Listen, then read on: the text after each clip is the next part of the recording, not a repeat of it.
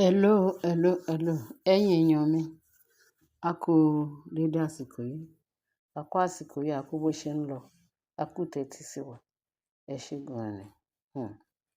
Ẹ tún bá mi gbọ́rọ̀ yìí yẹ̀ wò. Ṣé o mọ̀ pé àwọn ọmọ wà lọ́ludé báyìí? Wọ́n ní kábíyèsí wa sọ fún Tádéníkáwò, sọ fún ìyá ẹ̀ pé Tádéníkáwò máa bá òun spend holiday kó wá ní nice time fún long vacation tó fẹ́ wà yìí. Pé Tádéníkáwò máa wá sí ààfin wá bá wọn ṣeré. Òun àti ẹ̀rọ ọmọ òun àti àwọn ọmọ wọn afárá rọra ṣe gbé kínní. Wọ́n fún wa ṣeré dáadáa. Kì í ṣe kó kọjúkọjú pé mò ń lọ sí àwa ní weekend. A padà ní Sunday torí school ọmọ bẹ́ẹ̀ tí ń sìn tó ti vacate. Wọ́n ní kábíyèsí sọ pé àsìkò tó mọ̀ máa bá òun ṣeré dáadáa lélẹ̀. Meanwhile, wọ́n nígbà tó sọ yẹn pé Naomi ò dá lóhùn. Naomi ò fi gbogbo ara dá lóhùn. Pé kí ni bàbá yìí tún sọ? So, ṣé o mọ̀ pé Naomi ó ní ìbẹ̀rù kábíyèsí dáadáa púpọ̀ púpọ̀, ó ní ìbẹ̀rù ẹ̀ pẹ̀lú respect.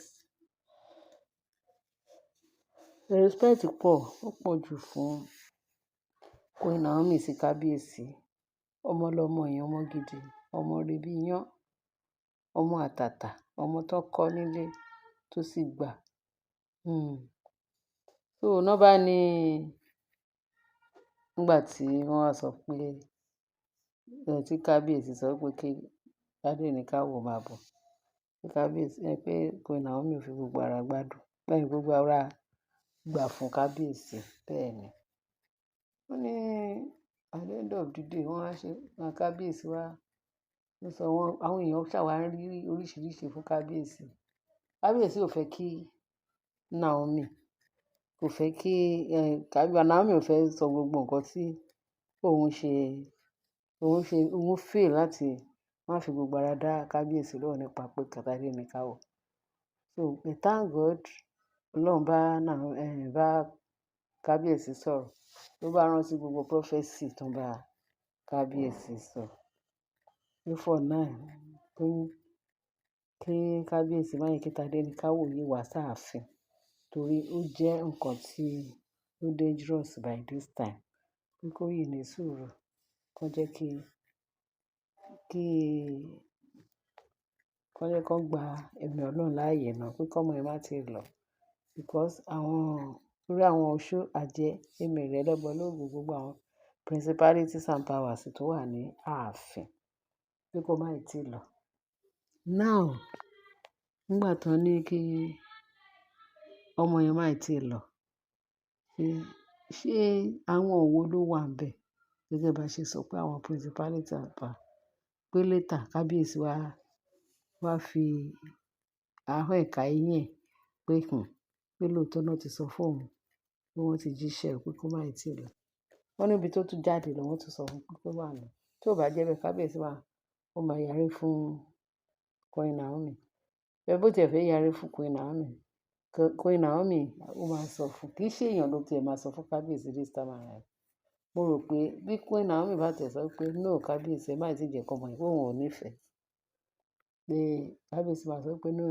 Bẹ́ẹ̀ tí ń sìn tójú kábíyèsí ti rí mẹ́wàá mẹ́wàá ní nǹkan tó fojú ìyàwó ẹ̀ rí ní ẹnu ọjọ́ mẹ́ta yìí, Ọlọ́run ló yọ. Ṣé kí Queen Naomi bá sọ pé òun ò sì fẹ́ wá sí palace àtọmọ òun, ṣé ó yẹ kí kábíyèsí bínú? Kábíyèsí ò lè bínú náà.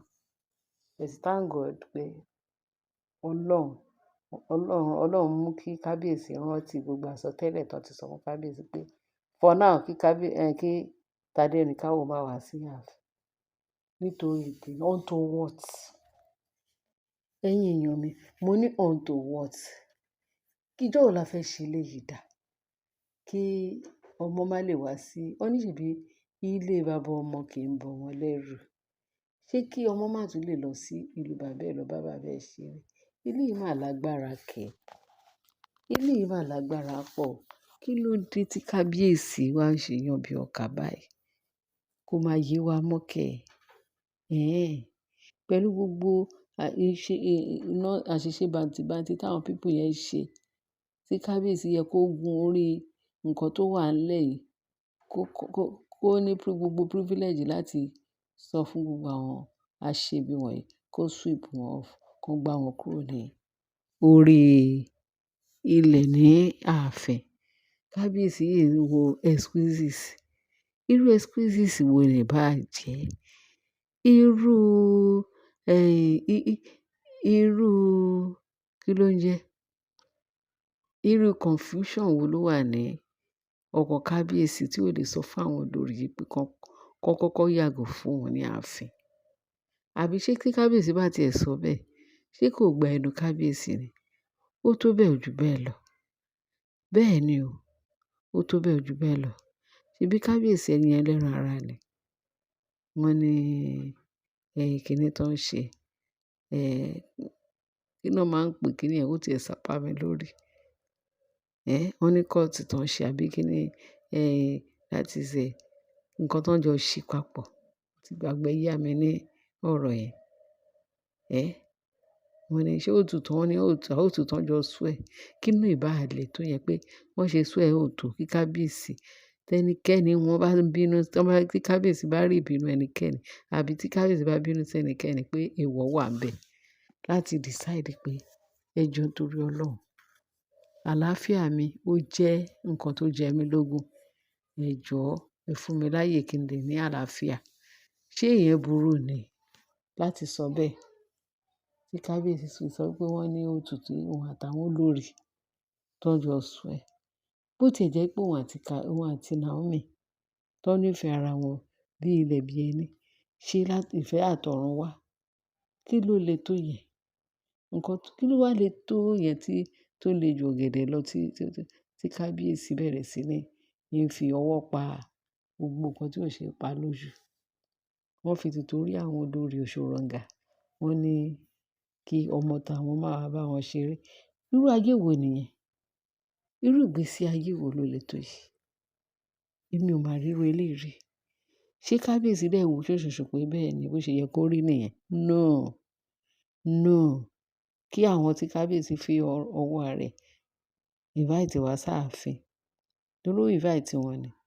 Tó bá dẹ̀ invite, tó bá dẹ̀ wọ̀ fún kábíyèsí, ó máa ní ẹ máa bá ti yín lọ torí ẹ fẹ́ pín mí lẹ́mi. Ẹ lè pín mí lẹ́mi, ẹ máa bá lọ. Mo rò pé kò sí èèwọ̀ nínú yẹn. Ṣé èèwọ̀ wà nínú yẹn? Tí kábíyèsí máa gbà láàyè pé káwọn people yẹn kán yìí máa ṣe ibi kan. Ìjọ́ wo ná fẹ́ parí gbogbo ibi tó ń ṣe? Ìjọ́ wo ná fẹ́ stop ẹ̀? Àfi tí Ọlọ́run Olódùmarè bá sán àrá ní ààfin yẹn. Ṣé ìgbà yẹn ni wọ́n máa tó mọ̀ pé iṣẹ́ ibi kò pẹ́ pẹ̀lú bí everybody ṣe ń kìlọ̀ fún wọn, tí kábíyèsí ń kìlọ̀ fún wọn, táwọn náà rí gbogbo túláàsì bí gbogbo nǹkan tó ń ṣe tó ń ba fáyà sí wọn lórí. Kábíyèsí ó kù díẹ̀ káàtó o. Ẹ̀yin èèyàn mi, ọ̀rọ̀ yìí ó sọ sí mi lẹ́nu ó buyọ̀ sí. Kí ilé baba ọmọ tún máa ba ọmọ lẹ́rù. Eléyìí lágbára o. Kábíyèsí ẹ wá nǹkan ṣe sí o. Torí àríru eléyìí a fi ń dẹ́rù bọ́ lọ́rọ̀ ni o. Kí ló le tó yìí kábíyèsí? Kábíyèsí kí ló le tó yìí? Covenant yìí ẹ destroy covenant. Kẹ gbádùn àwọn ọmọ yín. Ìdí nì pé ẹ nífẹ̀ẹ́ àwọn olórí yẹn, àwọn oníṣẹ́ ibi yẹn ju ọmọ bíbí inú yín yẹn lọ. Ó ga o. Eléyìí tó sì wá lẹ́nu bọ̀ wọ̀ sí. Ẹ̀yin èèyàn mi, ẹ bá mi dá sọ̀rọ̀ yìí. Ẹ bá wa sọ lé sí comment section. Ẹ ṣé bí ẹ ṣe ń tẹ́tí sí wa. Ẹ bá like, kẹ bá share, kẹ dẹ̀ bá subscribe. Ọlọ́run á dúró tì wá o. A ní ṣìṣe o. Ọlọ́run á kọ́ wa láti mọ̀ ọ́ ṣe o. Àlàáfíà bá wa o títí láéláé. Àmín. A ní gbàgbé ayé ìbẹ̀rù, a ní gbígbé ayé túláàsì o. Jésù Olúwa wa. Amen. Ẹ ṣé tẹ́ fi ń tẹ́tí sí wa. Bye.